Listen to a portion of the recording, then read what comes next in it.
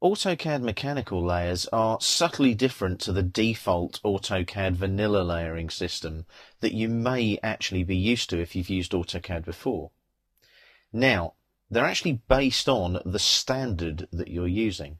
So if I right click and go to options, you'll see that the standard in the AM standards tab that I'm using is the ISO standard.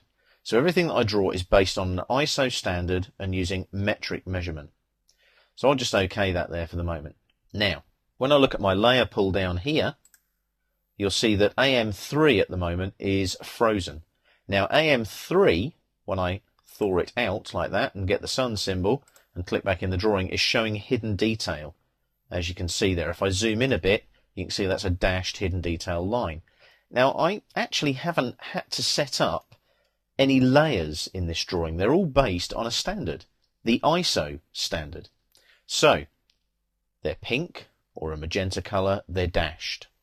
Now what I can do over here is if I look here, this is my contour. It sets my what they call contour layer. If I click on the down arrow, you can see now, look, there's my contour layers. There's my hidden layer. There you go, sets the layer assigned to hidden lines, which is AM3, the layer I've just thawed out by default as the current layer. So if I click there, that's now my current layer.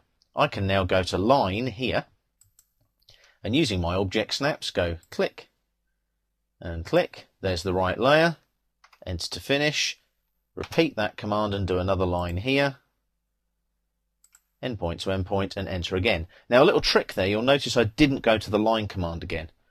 To repeat the last command that you did, just press the space bar or the enter key, or you can right click and repeat line at the top of the shortcut menu there. Just a little trick that's very useful when you're working in a mechanical environment.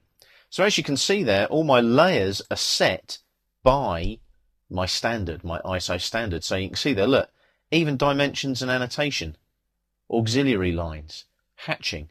All I've got to do is select hatch there. That's the layer I use for hatching. So now when I hatch using the AM_8 layer. So layers are subtly different. If I go to the mechanical layer manager here, you'll see all my layers are here, but you've got associated objects, line type, line weight. If you look here as well, if I expand these out, you can replicate in the layer group, and you can also override color by layer group as well.